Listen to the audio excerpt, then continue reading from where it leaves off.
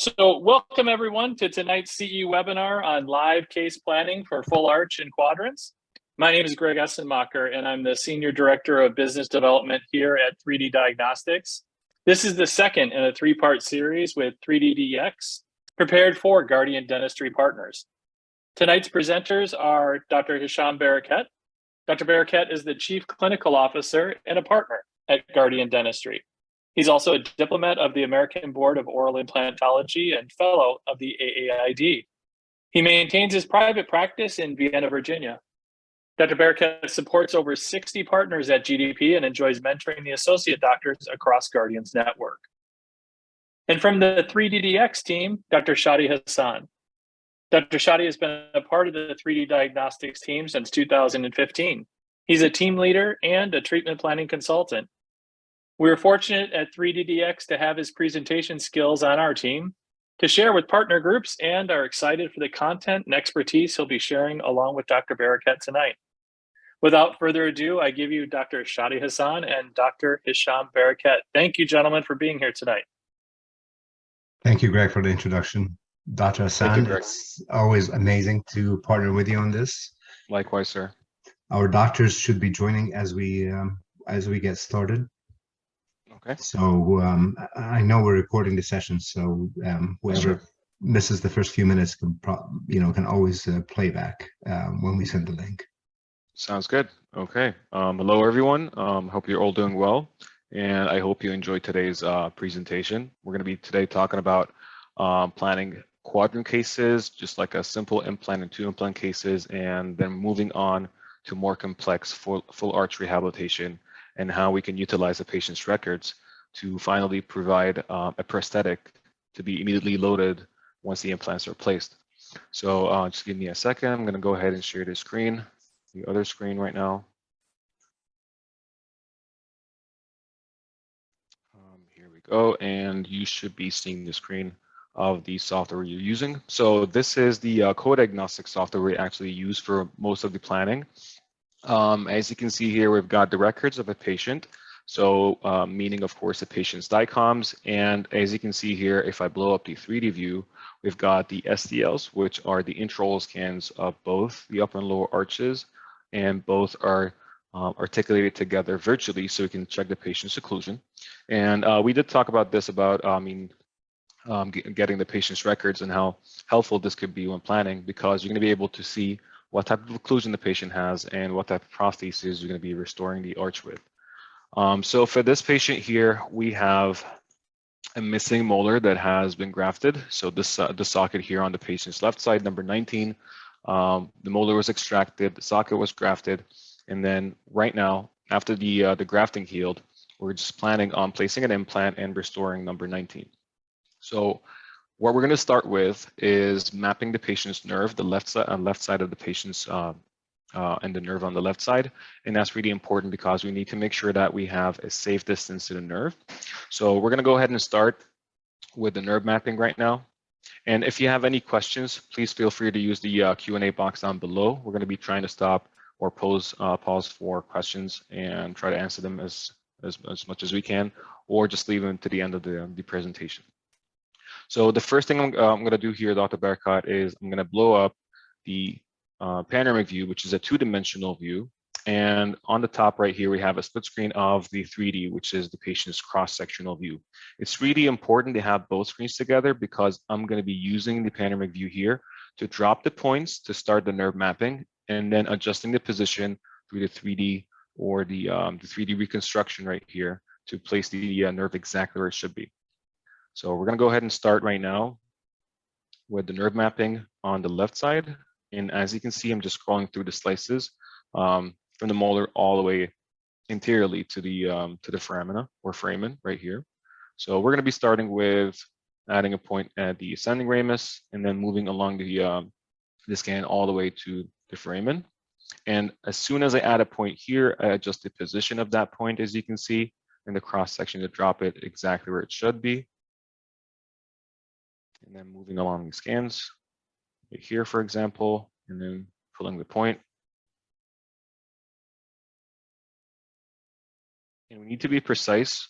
If you cannot see the nerve really clear, what I usually do is place it a bit higher just to have a safety distance or a margin, so we don't have any problems with the nerve and the proximity.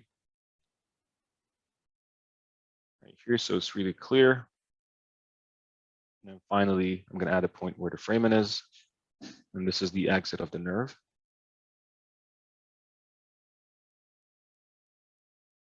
Okay, and then going back here, making sure we've got everything mapped perfectly.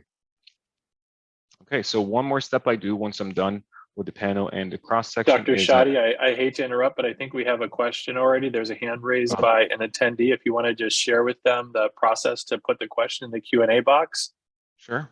Dr. Copa, can you please type your question in the Q&A box down below? I'll try to gather the questions and ask them in a row. Just for the sake of demonstration, when you do the ridge mapping, when we schedule a call with you guys, do we have access to do it ourselves, or you guys do it for us, or do we do it together? How does it work? Well, it depends. We actually have a couple of options. So if you do have a planning software, you can do co-diagnostics, the one we're using right now. You can plan your own cases, map the nerve, place the implant, and then send over the plan so we can take over and process a guide. If you want to have a review session to go over the plan that you've done, we can definitely do that. If not, then we can just take whatever you did, and once it's sent, we can go ahead and process the surgical guide.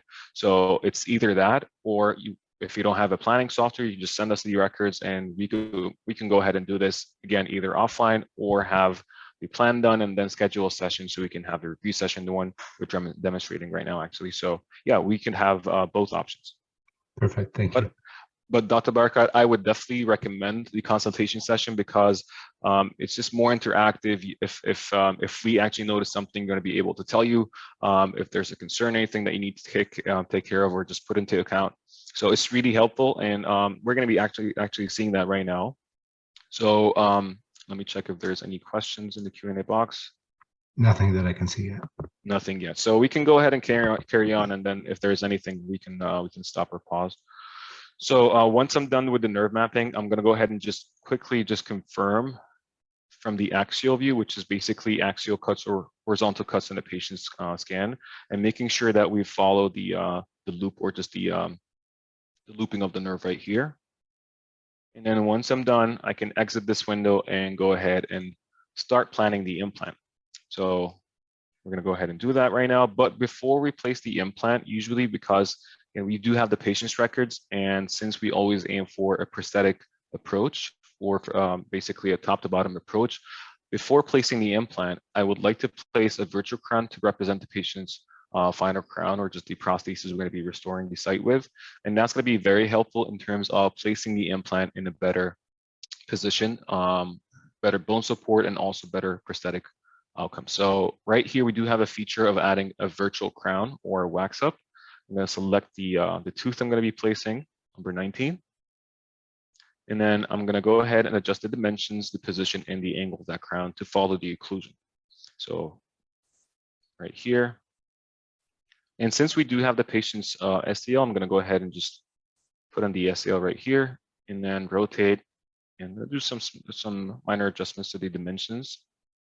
So I'm going to start by having the crown smaller mesodistally, and then rotate.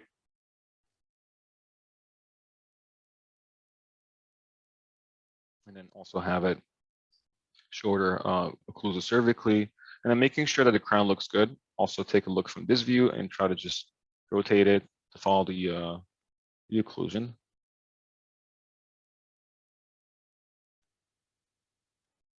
Right here. And then once I'm done setting up the crown, I'm going to check how it looks like with the opposing. So this is only the SCL of the lower jaw or the lower arch. I'm going to go ahead and also add the opposing to see the occlusion. And it looks like it's going to be in a class 1 occlusion right here, and also from this view. So once I'm done, I'm going to go ahead and hit OK. So to save the changes, and quickly also take a look at the cross-sectional view just to confirm. Right here. So this is a virtual crown. You can see that's in a class 1 occlusion. I can just do some minor adjustments here and have it positioned this way. So right now, since I've got patient's occlusion, I made sure that the virtual crown is following the, or just in the class 1 occlusion. I'm going to go ahead and place the implant. So Dr. Barakat, is there a specific implant line or system that you like to use? Yeah, most of us use Neodent Neodent. by Straumann. Yeah, so I would go with that. We have some doctors that prefer other implants, but I would say the majority uses Neodent. Sounds good. So we do have a really big library or some system of all the Neodent implants or models here. So do you have a specific model you like to use, the Helix or the The Tribe? Helix, yeah, usually the Helix, the GM.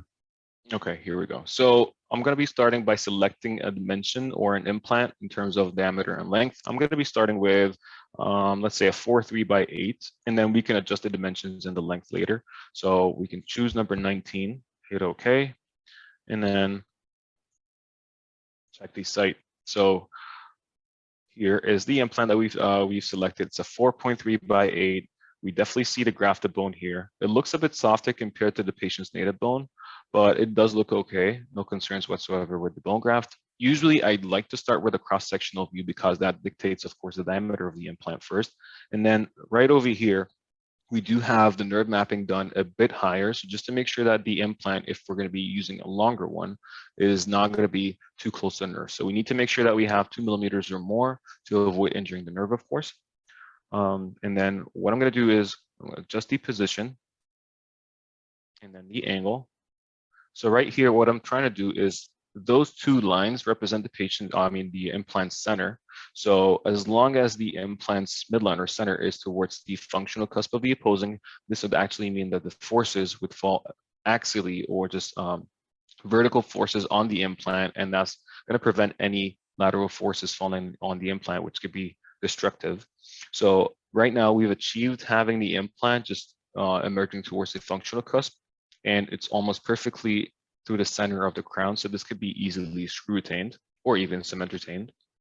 And then once we're done adjusting the angle, right now we can definitely use a wider implant. So we started with a 4.3. The site could definitely accommodate a wider implant, let's say a 5. So I'm going to go ahead and use a shortcut here on the left side. Select a 5 millimeter implant. Again, try to just have the implant centered in the ridge. And then right now we can also use a longer implant. So the thing is, before selecting a longer implant, what I would like to do, first of all, is make sure that we have enough vertical clearance or restorative height. So that actually would indicate if we need a longer implant or not. So if I measure the distance from the platform all the way up to the occlusal plane or towards the opposing, it looks like we've got almost a 9 millimeter restorative height. And this here is an 8 millimeter implant. So right now, we have a compromise, or just, I wouldn't say too compromised, but a compromised implant to crown ratio. So I think it's better if we use a longer implant. So usually I would like to aim for a 1.5 to 1 in favor of the implant, of course. But if we achieve 1-to-1, that will be also fine and acceptable. So Dr. Barakat, do you mind if I use a longer implant here?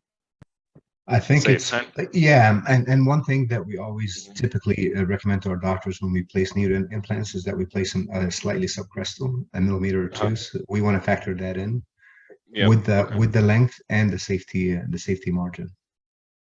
Okay, so I did drop the implant more apical here. So if I just go ahead and measure how subcrestal the implant is, it's going to be almost around 1 millimeters, 1.5 millimeters, I would say, on the mesial especially. So I can go ahead and drop the implant more apical. But right here, if you think that the position vertically looks okay, then what we can do, since the site is grafted, and I just want to try to engage more of the patient's native bone, especially because it's cortical and D1 bone right here. So usually if the position of the implant vertically looks good, and if we've got more than 2 millimeters away from the nerve, I could actually try in a longer implant. So if we go ahead and try an 11.5, you can see right now that part of the apical third is actually engaging more the cortical bone, which would affect or just have the implant a bit more stable. But again, I just think a 5 by 11.5, especially for the molar, is going to be just a beefy implant. So I could go ahead and just stick with a 10. And if we move back to a 10, I still think this looks good because the implant to crown ratio is still going to be pretty much close to 1-to-1, or actually more in favor of the implant. So if we go ahead and remeasure, We've got around 9.3 millimeters, and this is a 10 millimeter implant. So I'm actually comfortable with this implant. What do you think, Dr. Barakat? Yeah, I think it's good. And if we want to engage a little bit more of the cortical bone, we can go maybe 2 millimeters subcrestal. The Yeah, we can beauty, definitely do it. yeah. So we don't have to go to 11.5, but at least we have a 2 millimeter subcrestal position. Here we go. So I did drop the implant a bit more apical.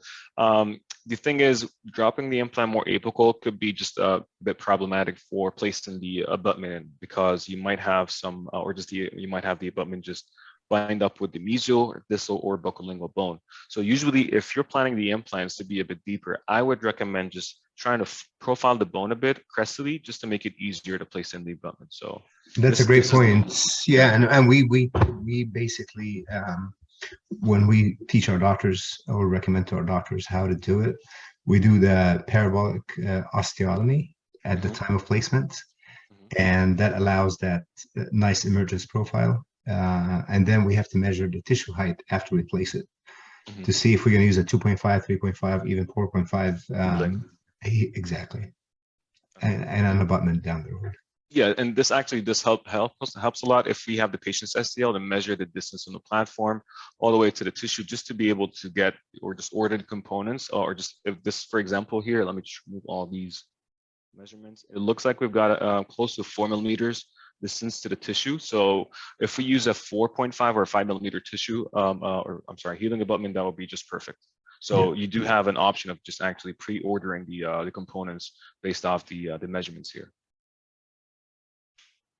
Great. Okay, so this is actually, we're pretty much done. We placed the implant. We made sure that everything looks good. We've evaluated the bone graft. There's also a feature here that could help us just evaluate the grafted bone even more. It's called the interactive density measurement right here. It's not 100% accurate, but it gives you an indication of how dense or soft the bone is. So for example here, if I want to measure the density of the grafted bone right over here, I'm just going to go ahead and just check. It's going to be around 300 to 400 Hauser units, which is going to be close to D4 bone. I'm sorry, D3 bone, which is fine. It's actually acceptable, and I think the bone graft could be maybe just heal more, but it looks good. I don't have any concerns with the bone graft, but this is actually a cool feature here in the software, just to try to measure the density before you place in the implant. Yeah, so this step is pretty much the planning step, and then once we've got everything set, we place in a sleeve. The sleeve right here, I can show you how we can place the sleeve. And with the knee dent system, we have 2 surgical kits. So it depends, of course, on your preference and the surgical kit you're going to be using. We have the keyless one, which is the Easy Guide, and then we have the one with the keys, which is the regular GM kit. So it depends, of course. And let's say here, for example, we're going to be using the regular one. This is the sleeve we add, and this is going to be the one that's going to be glued into the guide, so you can just use it for the depth and the angle, and of course, finally replacing the implant in. So for example here, since we do have the patient's soft tissue really clear and present, you'll notice that there's an intersection or a contact between the sleeve right here and the soft tissues. So this is going to indicate that the guide is never going to be seated unless you leave the contact here. So this also helps us beforehand, of course, to advise you to just either open a crestal incision or open up a flap to try to relieve this contact and have the guide seated without any problems. So here I would actually recommend opening up a flap or crestal incision. And once this step is done, we can go ahead and process the guide. This is the 3D view of how the implant looks like. And also, okay, here. So this is the emergence of the implant from the 3D view. So facially looks good.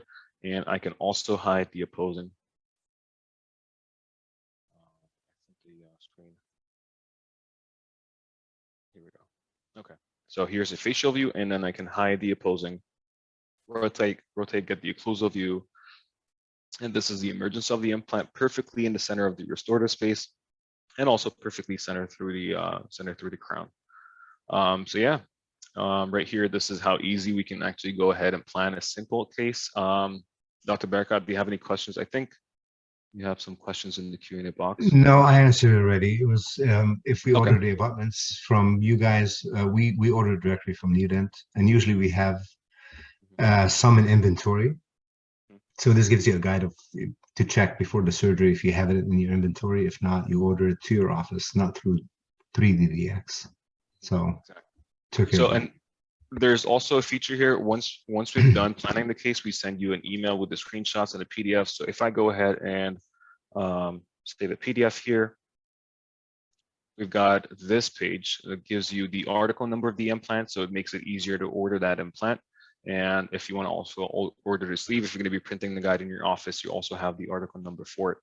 But yeah, it's going to be a lot easier for you to just order these components or the implant and the sleeve if you have the PDF and if you have the printer. So yeah. Awesome.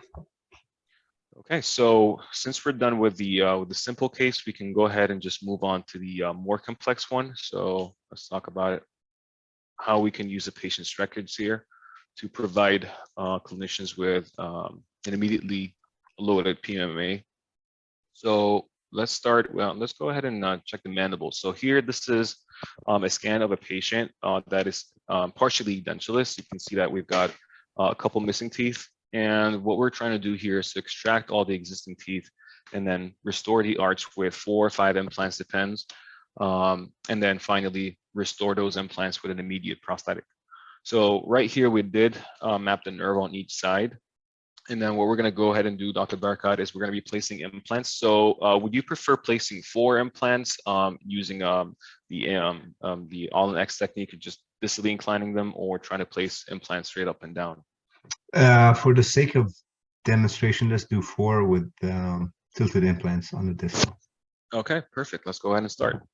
So before we actually place the implants, the records that we got here are also the patient's intraoral scan of the arch of interest. We need, of course, the opposing and the bite, so we can have the virtual articulation, so we can check the patient's VDO and also what type of occlusion the patient has. And that is going to help a lot, of course, in fabricating the prosthetic and also planning the implant. So if we go ahead and hide the segmentation here, let me show you the SCLs and how. Okay, so this is the wax up that we've done for both actually upper and the lower arches.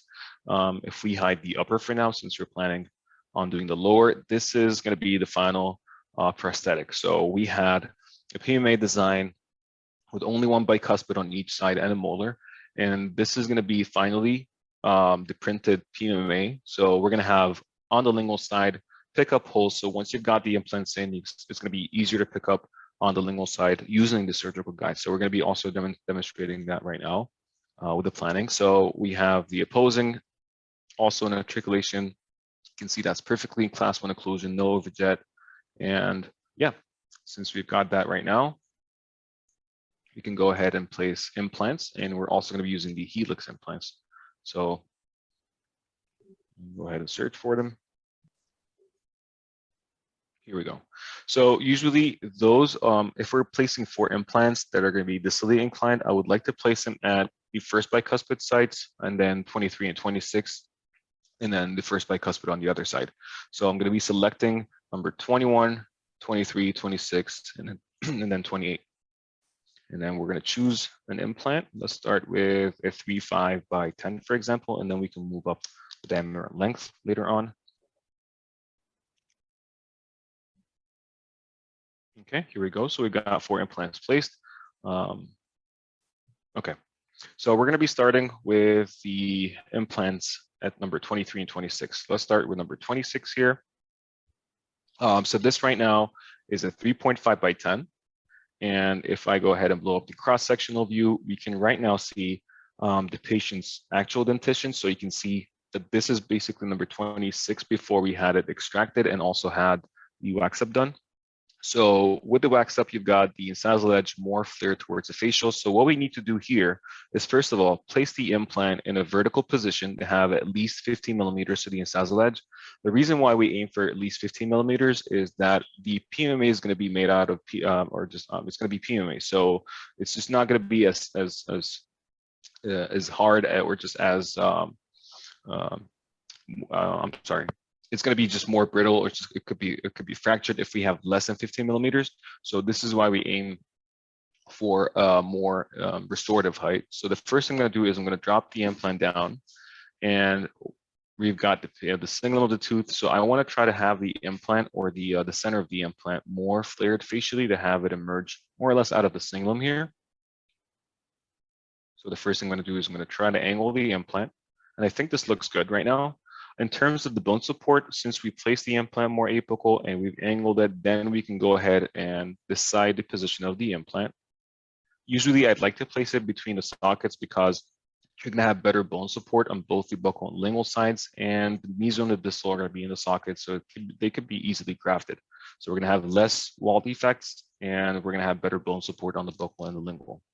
So right now it looks like the bone is not that wide anteriorly, so we're going to have to keep the 3.5 millimeter implant. I would love if we use a longer out or just a wider implant, but if we use a 3.575, I'm sorry, this is going to bring the threads closer, especially to the facial plate.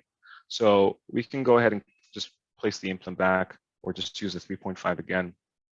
And then we can also check the axial view to see how the bone support is going to look like. And it looks good, looks okay. So we can go ahead and keep the implant here. And then one thing I'd like to do is just try to maybe upright the implant, just to make it easier to use the straight multi-units for the anterior ones. So we've angled the implant, we had it more straight up and down. And then we can actually take a look at it from the occlusal view too. So just to see the emergence. Here, so this is the implant right now that we've adjusted in position in the angle. And then once I've got this set, I'm going to go ahead and have number 23 made parallel to it. And before I go ahead and do that, just confirm that we've got at least 15 millimeters. So right now we've measured around 14. So we probably need to push this implant a millimeter more apical. And that actually would just be more beneficial because we're going to be engaging more bone. We're going to have better bone support, especially on the facial. So I'm going to drop this implant a millimeter more apical and keep it a bit closer to the lingual plate right here. So this is, we're done with number 26. There's a cool feature here with this software is if you actually adjust the position of one of the implants and just want to save some time and not waste too much time adjusting the rest of the implants, there's a feature here. If I right click on that implant, I can click on make parallel, and then I can choose the implants that I can have parallel to number 26. So if I go ahead and click OK, the software is going to do everything for me. And right now you're going to have all the implants perfectly parallel to number 26.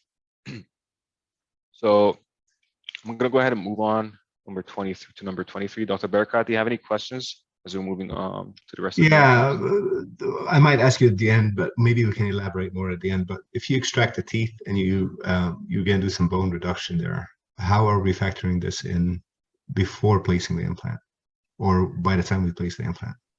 Okay, so there's a lot of steps actually. So we can provide you with a surgical guide. First of all, to drill the fixation pins, just to make sure that the fixation pin positions are accurate. And then you extract the teeth and then place the bone reduction, reduce the bone using that bone reduction guide. And then this is basically going to be the foundation. So you're going to, once you place the bone reduction guide in, you're going to place everything on top of it. So starting with the drilling guide, and then of course the prosthetic. So I can actually show you some pictures. Yeah, exactly. We can talk about it maybe. I wanna make sure all the doctors are aware of options there. So maybe we can discuss it towards the end. And then actually is going to be also we're going to be talking about this in more detail in the next presentation. So yeah, there's going to be a lot of pictures, case studies that we can show of course how the guides are used and how the designs look like. We do have a new approach with the bone reduction guide. So I'm just going to keep it for the next webinar, but yeah, we can just, we can also. Yeah, I'm sure somebody's thinking about it. So I wanted to make sure. Yeah, of course. To highlight that. Of course. So I've made sure that number 23 also looks good. Good bone support right here, buccolingually from the axial cut. And then what I'm going to go ahead and do is move on to one of the distal implants. Let's say the one on the patient's left side. And the only difference here is that this implant, just to gain enough AP spread, is not going to be straight up and down like number 23 and 26. We're going to be planning this implant to be more distally inclined. So I'm going to place the implant, first of all, vertically at the same stop as number 23 and 26. And then I'm going to distally incline it either 15 to 17 degrees or 30 if I need to have or gain more EP spread. So right now, this is pretty much 30 degrees more distal. And then using the wax up, I'm going to adjust the position or the angle of that implant also from the cross-sectional cut. This is the central fossa here. So I'm going to go ahead and angle the implant, place it in the center of the ridge. And then since this is the most distal implant where most of the cantilever forces are going to fall on, I would like to have a bigger or just a wider implant. So since this is just a 3.5, we can move up the size or the diameter basically all the way up to 4, 4.3, or even 5 millimeters. So we can maybe just check the 4 millimeter implant, still good enough bone on both the buccal and lingual side. So we can just move up a size to a 4.3. And it still looks good. So we can try the 5 millimeter implant here. Do you mind? Gonna... do you mind measuring the bone width just for sake of illustration? Sure. So on the right hand side, this is the lingual plate. So I'm going to go ahead and measure the distance from the closest point of that implant to the lingual plate right here. That's going to be around 1.3 millimeters. And then I'm also going to measure at the middle third, around 2 to 2.1. Apically, of course, that's going to be even more. Around 3.5 millimeters, basically. So yeah, we can either go back to a 4.3 if the distance is not going to be that good, especially at the coronal third. So we can just move down a size to a 4.3 and remeasure the distance. I like the 5. Okay, sure. Yeah, I like the 5. How is it on the lingual? It's about what? More towards with the 5. Yeah. Let me go back to a 5. So on the lingual, we used to have 1.3 at the top at the coronal third, 2 millimeters at the middle third, and apically we've got around 3.5 on the buccal. Yeah, it's going to be almost 1.4 millimeters, and then we've got more on the middle third and the apical third as well. So around 2 millimeters. So the measurements are pretty much just identical on both sides. And then finally at the apical third. Yeah, for the sake of illustration and just education, let's go with 4.3 to make sure we follow our guidelines on having enough bone buccolingually. At least 1.5 millimeters on both sides. And actually, it looks like this implant needs to go more apical because it's a bit higher compared to the platform number 23. What we're going to try to do here is have all the implants crestally at the same level, because it's going to make it easier when you reduce the bone to have a more uniform bone reduction. So we can actually drop this implant more apical, just around 1 millimeter maybe. And it would even just provide us with more bone support using the 4.3 or even the 5, especially on the lingual. But again, we're going to be sticking with the 4.3. And then this is a 10 millimeter length. We definitely have the option of using a longer implant, 11.5 or even a 13. Let's try 11.5 right here. And actually that looks good. So this is actually the nerve right here. So what we can do is we can measure the distance on the distal threads to the closest point of the mental nerve. So this is going to be around 2.8 to 2.9 millimeters. Another way we can actually measure the distance is from the axial cut right here. And this seems like to be the closest point to the nerve right here. So around 3 millimeters. If the distance is not actually that good, we can definitely just push the implant more anteriorly, just for the sake of having at least more, or just close to 3.5 millimeters right here. And go back to the cross section. Everything still looks good. So we're done with this implant. We're going to move on and do the same thing with this one implant on the right side. Right here, we're going to get the facial or the mesodistal view. Drop the implant, and then distally incline it just like the other implant here. Okay, and then check the cross section, and then adjust the angle buccolingually, and then also move up the size, so we can also just right away use a 4.3 by 11.5, and then push this implant back just to here.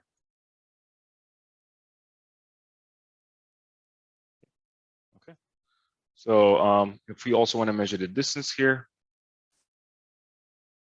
we got around 2 millimeters away from the lingual plate, and I think more on the buccal. Yeah, around 2.5 millimeters on the buccal.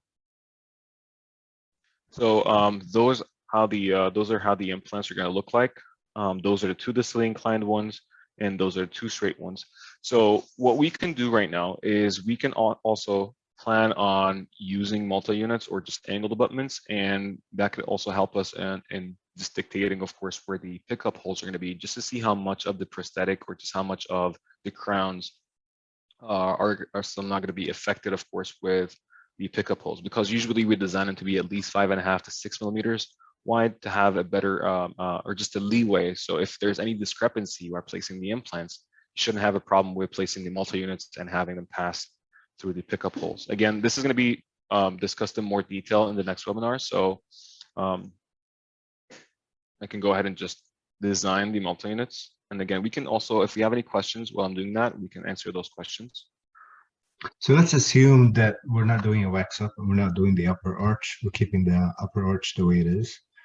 I would like to see the AP spread. Of course, yeah. Given that we're only going to do the lower arch and we're keeping the upper arch, what's the best tool to see that? Okay, so if we want to measure the AP spread, the best view to just measure that AP spread is through the axial view. Usually what we do is we draw a line here, crossing through the midline of the most anterior implants, just like that. And then another line marking the distal aspect of the most distal implants. And then what we do is we draw a line between the first one, or the first line on the top, all the way down, and that is going to be 11 millimeters right here. So what we do is we multiply this by 1.5, and that is going to give us how much we can cantilever on each side. So this is basically going to be 16.5 millimeters on each side. So we can cantilever more than a crown, on a molar crown. So we can have a second bicuspid and a molar crown. So this is usually how we measure the AP spread. If it's not going to be enough to cantilever either 1 or 2 crowns, then what we could do is we can add more implants, and we can place one implant, let's say, on one of the sides, distal to the foramen, just to make sure that we have better AP spread and the prosthetic is not going to break, and the cantilever forces are not going to affect those implants. But yeah, this is basically how we measure the AP spread. Very nice. I just wanted to make sure, and I'm sure we'll have more discussions about this next time. But it's good for our doctors to understand and see it, how it's done. Perfect. So the first thing you're going to notice right now is we've got this yellow circle. So this is basically going to represent the pickup hole on the prosthetic. So this is where the multi-unit and the temporary cylinder basically is going to pass through once we incorporate it into the design, and then do the pickup process through it. And right now you can see that it's merging out of the lingual aspect, or just the cingulum of the crown. So it's not going to affect the incisal edge or the aesthetics. So that actually looks good. If this implant was more facially inclined, so we just go ahead and just demonstrate that. If we just angle the implant more facially like that, you're going to notice if we go back to the occlusal view, this would actually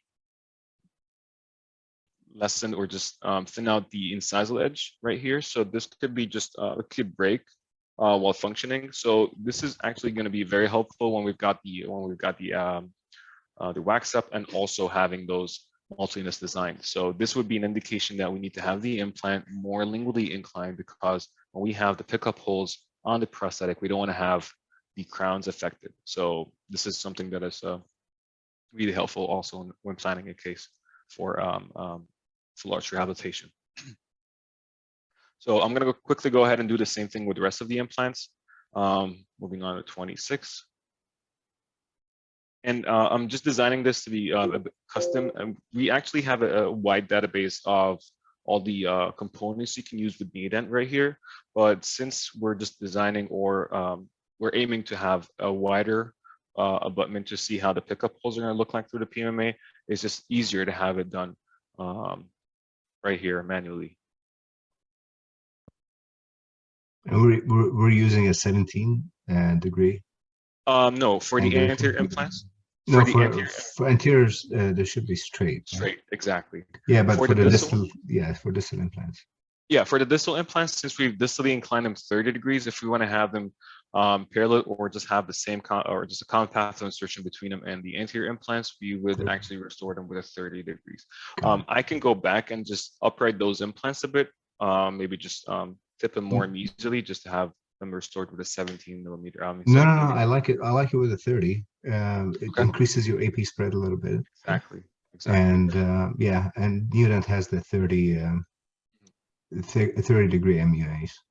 Exactly. Okay, so I'm gonna go ahead and design the 30 degree multi-units for the 2 distal implants, and then we can check if there is going to be a common path of insertion between all 4 implants or not. And that will also help us to, if there's any discrepancy, we can actually correct that. I'm going to show right now how this is going to help.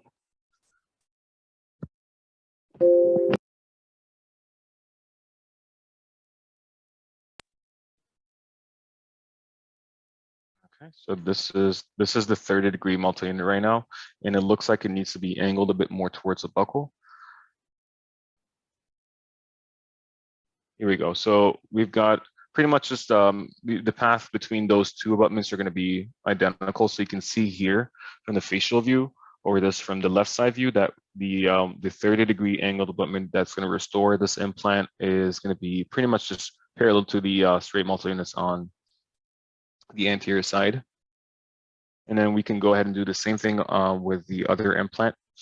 And one more thing, if this implant was more inclined, let's say it was 40 degrees, not 30, 40 degrees distally inclined, the abutment that we just designed would also give us an indication that this is more distally inclined, and we can upright it. So if I go ahead and distally incline this implant more, you're gonna notice right now that we've got a huge discrepancy between the angle of the 30 degree multi-unit with the anterior ones. So this is going to be an indication to upright the implant or adjust the angulation of it, making sure, of course, we still have good bone support around it. So this is an example here. So I'm going to go ahead and undo and do the same thing with the distal implant on the other side. I'm not sure if you can see the screen that I'm actually using to design the abutment, but I'm just going to go ahead and be quick about it. No, I can't see it. You can't? Okay, let me try to share it. Here. So you can see it now, right? Now, yeah. Okay, so when we design the abutments, again, as mentioned, we do have a lot of, or just a huge database with all these stock abutments, either the ones to restore or just multi-units abutments, stock angled or straight abutments. We've got a wide variety of all the custom, or I'm sorry, stock abutments provided by Neodent. But again, since we're aiming to have that 5.5 millimeter abutment, just to see how the pickup holes are going to look like, we actually are going to be better off doing it through this window. So I adjust the diameter, and then the height or the length, and then the angulation, and then using the data set alignment, I can actually rotate or just adjust the rotation of the 30 degree multi-unit. And then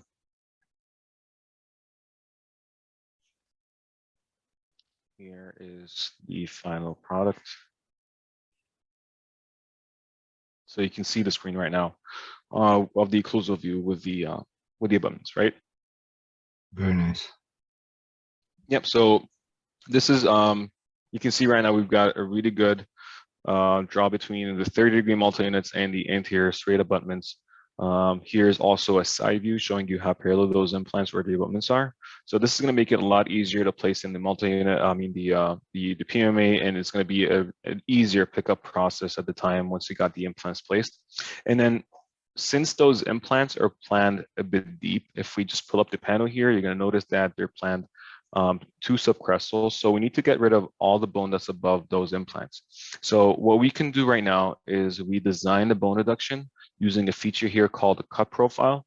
I'm not going to go into detail. I'm just going to show you, of course, how it's done. And I'm going to show you the final product with the mandible and also the maxilla. So what I do here is I click on this feature called the cut profile.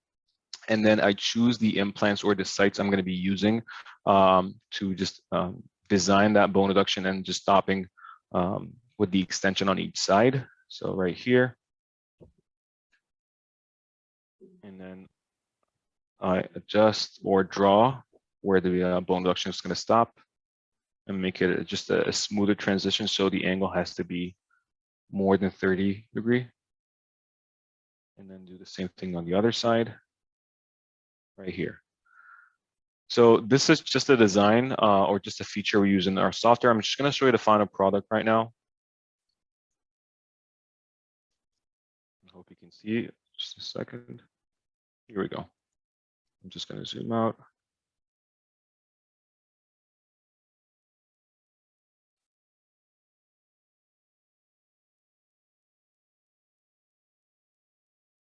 Here. So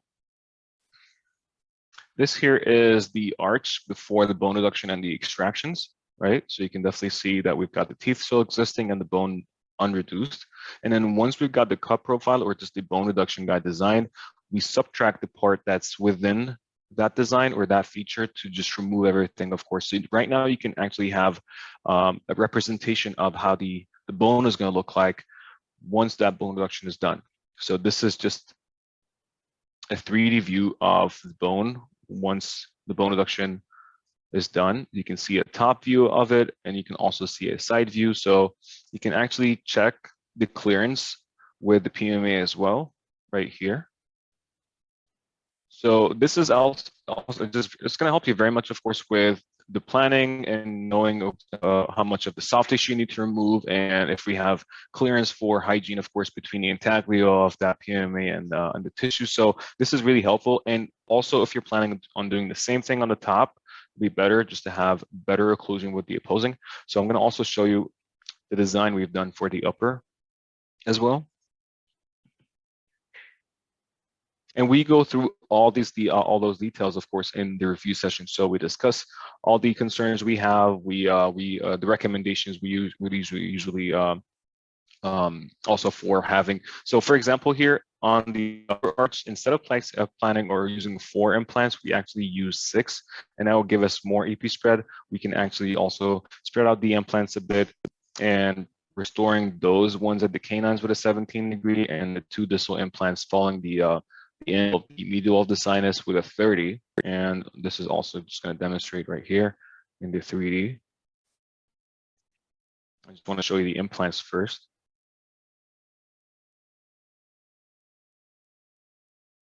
Here, and if we hide the opposing just to see an occlusal view.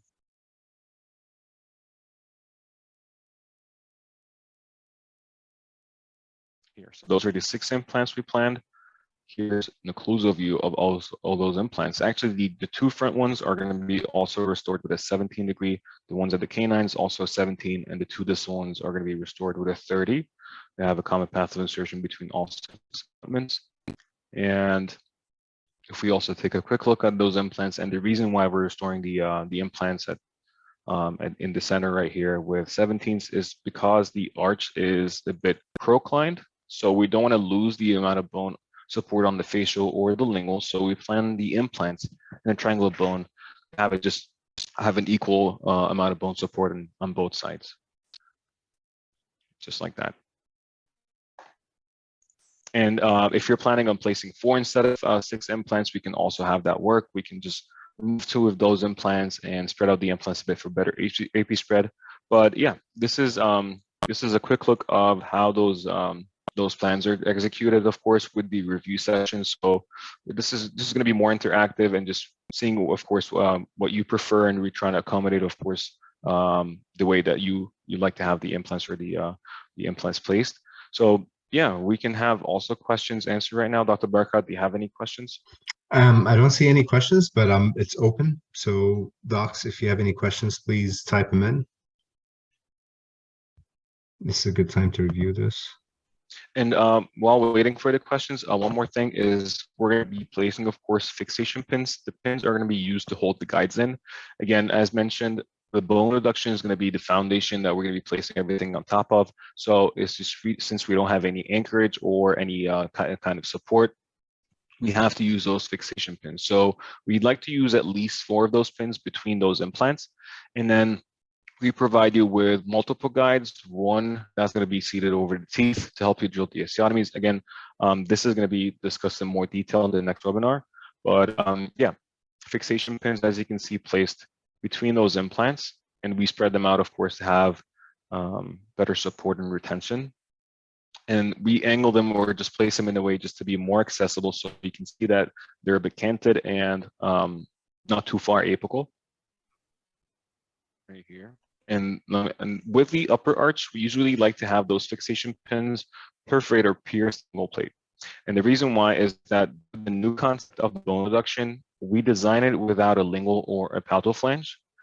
And this actually makes it a lot easier, since the palatal tissue is a lot thicker compared, of course, to the facial or the buccal. So it just makes it easier to not reflect too much of the lingual tissue. And since we don't have that lingual flange, this is going to help having the guide stable and not rotate or rock. So if we check one of the fixation pins from the cross-sectional view right here, so you can see that it pierces the buccal plate and then also pierces the palatal plate to achieve that bicortical fixation.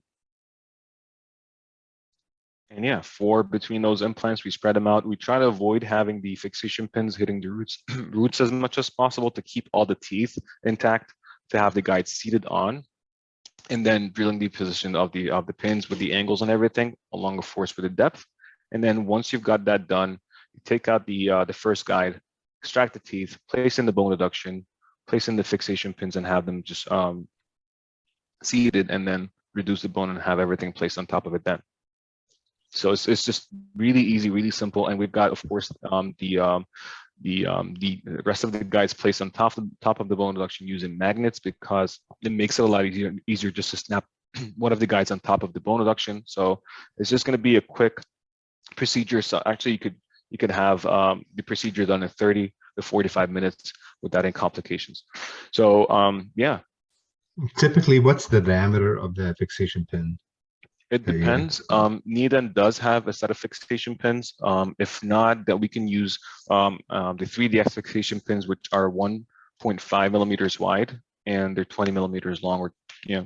But if you have another set of fixation pins, just like the Needham ones, we can definitely go ahead and use those, of course.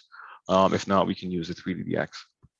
Awesome. Depends on the system you're using, because most of the kits does provide or do provide fixation pins.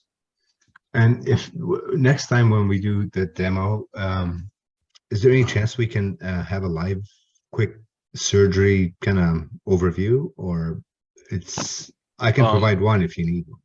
Well, what I can do is we can provide some pictures of the guides moving from the first guide all the way to the last guide you're going to be using, and also maybe some pictures of the pickup process on a model. No, it's not going to be just a live surgery or just actual pictures, but we can have them placed on top of models and maybe share those screens or I'm sorry, those images. That would be great. Just to explain, yeah. Yeah, just for a demonstration, so doctors can visualize it better. Yeah, and what we can also do is we can explain it using the software. So we're going to have the designs of the guides in the software in the 3D, so we can just actually show you how they're going to be placed and with the bone and everything. So this could be also something that is going to be, it's going to be better to see in real time. I mean, that's awesome. And I'm waiting for questions before I ask my own. Okay. So let's see. I'm sure Dr.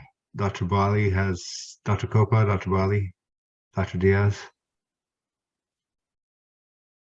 Dr. Youssef, any questions, thoughts, ideas? While we're waiting on that, so if during the planning process, so is this, by the way, the case that I'm doing in a couple of weeks? Actually it is. This is my case, right? Yeah. Okay. It is. I'm doing a double arch same day. I thought the case looked familiar, so that's why. Yeah, this is the one, and actually we've got everything set, so we can discuss this in more detail later. But yes. Yeah, it looks like it's just going to be just a really easy procedure. So yeah, luckily I might be doing 6 on the bottom instead of 4. Mm-hmm. The guy's his bone looks really good. It does, yeah. I think the bone on the number 4, 5 site where I'm going to place the implants on the top.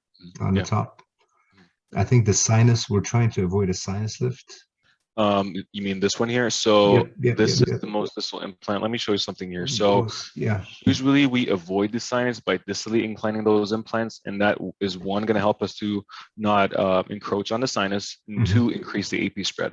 So with the distal inclination, that could be corrected either with a 17 or a 30-degree multi-unit. So as you can see right now, we're just following the long axis or just the medial wall of the sinus and not perfing the sinus, of course.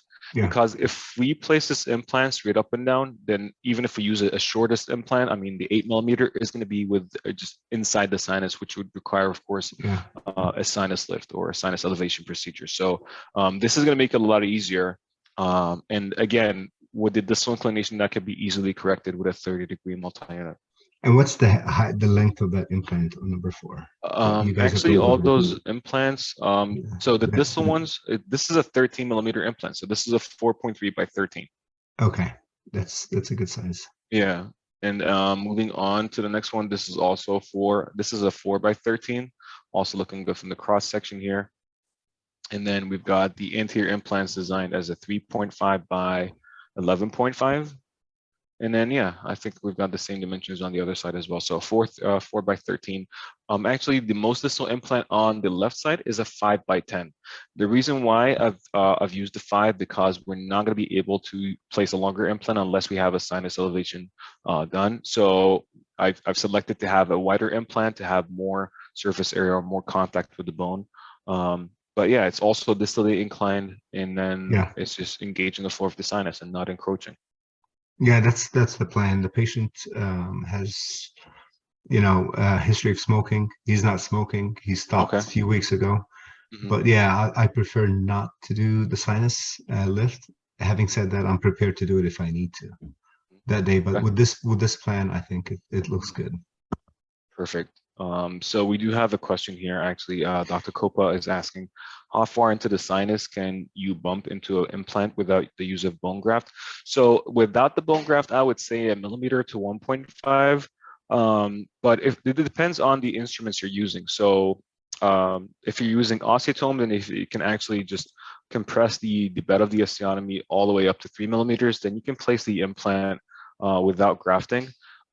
Also the use of verso or just the densa burrs, that also helps a lot in compressing the bone in the bed of the osteotomy, and that could just also help you to place in the implant in the sinus without a bone graft. But usually I would say 1 to 1.5mm.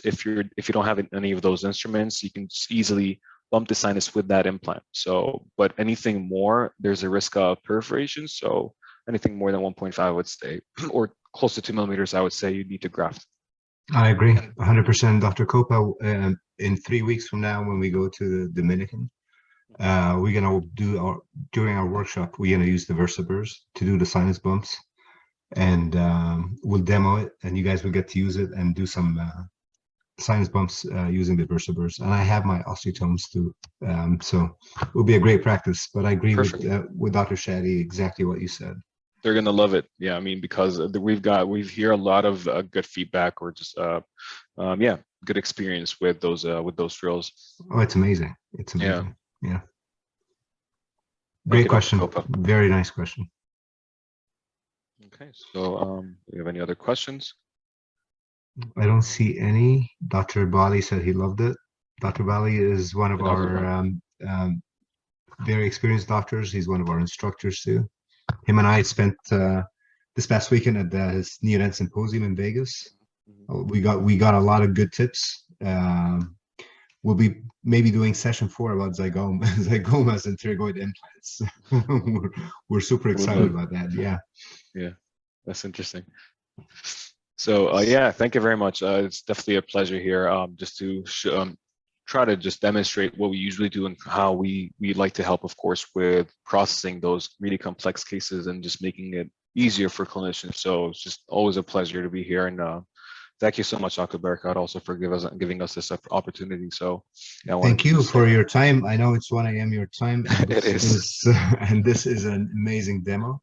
Thank you, sir. A lot of great, tips and tricks. And thank you for sharing all of that with us. Thank you, sir. Quick question for you before we end course. the session. How do you recommend us to do the third one? Do you think it's good to do it in a month, in a couple of months, get people to get their hands wet first so they can have some questions? I think that I can jump in there. I think that we've had some discussion, and I'll be working with Chris and Kim, and my recommendation would be about 6 to 8 weeks out. I think if we go ahead and pick a date and we work with the schedule and make sure that we're mindful of, holidays are coming up. But if we look at the calendar, I would say probably like the second week of November or somewhere in that time frame. We don't get too close to Thanksgiving, but we give people enough runway to get planned it on the schedule. We can certainly get that set up right away so that attendees here and those that weren't able to, but give them another couple of weeks to be able to get the recording, which we can get out to everybody in the next week or so for sure. That way we can keep the momentum going. If that sounds good to you, Dr. Barakat. Love it. Yeah, I think November is that exact time frame is the best time. So we have the Dominican going on, and then we have the implant mini residency wrapping up the first week of November. So that timing is perfect. It works with everyone. Excellent. Well, I will definitely get together with your team, and that sounds fantastic. Thank you so much, Dr. Barakat, Dr. Shadi. Fantastic presentation of information. I always learn something and take something away. And thank you so much for those who were in attendance. And again, we'll have this ready on the recording to be able to host for those that want to be able to access that at a later time. Thank you so much, everyone, for being here, and have a great evening. Thank you. Thank you very much. Appreciate it. Bye-bye. Good night, everybody. Bye-bye. Good night.